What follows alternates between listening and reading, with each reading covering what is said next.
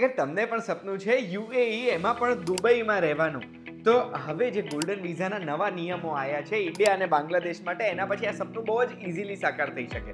કઈ રીતે એ જાણવું હોય તો ધ્યાનથી સાંભળજો. હું તમને એક વાત કહું.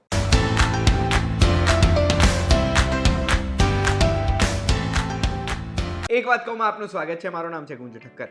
એક નવો પાયલટ પ્રોજેક્ટ શરૂ કર્યો છે. પાયલટ પ્રોજેક્ટ એટલે ટ્રાયલ પ્રોજેક્ટ યુએઈ, યુનાઇટેડ અરબ અમીરાત છે. હવે આ પાયલટ પ્રોજેક્ટમાં ભારત અને બાંગ્લાદેશના લોકો માટે સ્પેશિયલી ગોલ્ડન વિઝા રૂલ્સ થોડાક ચેન્જ કર્યા છે.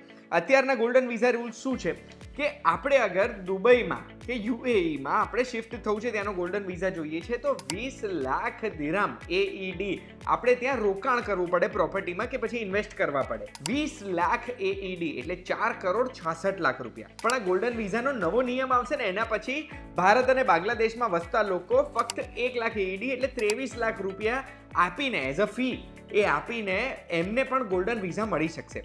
ગોલ્ડન વિઝા મળી જાય એટલે રહી શકે, સ્ટડી કરી શકે, હેલ્થકેરનો લાભ લઈ શકે અને લોકોને સ્પોન્સર કરી શકે ત્યાં યુએઈ બોલાવવા માટે.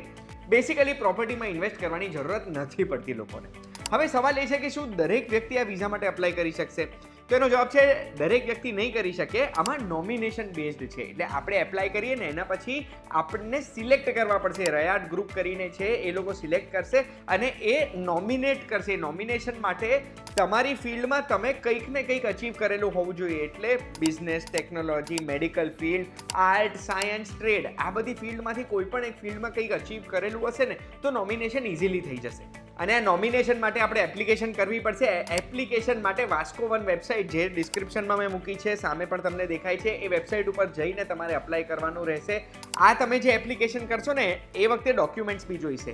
તમારું કોમ્પ્રિહેન્સિવ પર્સનલ પ્રોફાઇલ એટલે તમારી પર્સનલ માહિતી જોઈશે, ક્યાં ક્યાં ફર્યું છે, શું કર્યું છે જીવનમાં, આ બધું એક પર્સનલ પ્રોફાઇલ તૈયાર કરીને આપવાનું રહેશે. એના સિવાય હાઈએસ્ટ એજ્યુકેશનલ ક્વોલિફિકેશનની માહિતી આપવાની રહેશે. તમારે તમારા છેલ્લા 6 મહિનાના બેંક સ્ટેટમેન્ટ આપવાનું રહેશે અને પોલીસ રેકોર્ડ ક્લીન છે કે નહીં એટલે પોલીસ વેરિફિકેશન પણ સબમિટ કરવાનું આવશે. હવે મને સવાલ એ થયો કે આ યુએઈથી ફક્ત ઇન્ડિયા અને બાંગ્લાદેશ માટે જ કેમ છે? તો 2022માં સેપા એટલે કોમ્પ્રિહેન્સિવ ઇકોનોમિક પાર્ટનરશિપ અગ્રીમેન્ટ સહી થયો હતો યુએઈ અને ભારતની વચ્ચે, યુએઈ અને બાંગ્લાદેશની વચ્ચે, ને એટલે અત્યારે ફિલહાલ આ ભારત અને બાંગ્લાદેશ માટે શરૂ કરવામાં આવેલું છે. આશા રાખું છું આ વિડીયોમાં તમને ખબર પડી ગઈ હશે કે યુએઈના નવા ગોલ્ડન વિઝાના નિયમો શું છે. અને આ વિડીયોની માહિતી જો ગમી હોય તો આવી જ માહિતી માટે એક વાત કહું, જોતા રહેજો. એના માટે વીટીવીનું એપ ડાઉનલોડ કર્યું કે નહીં?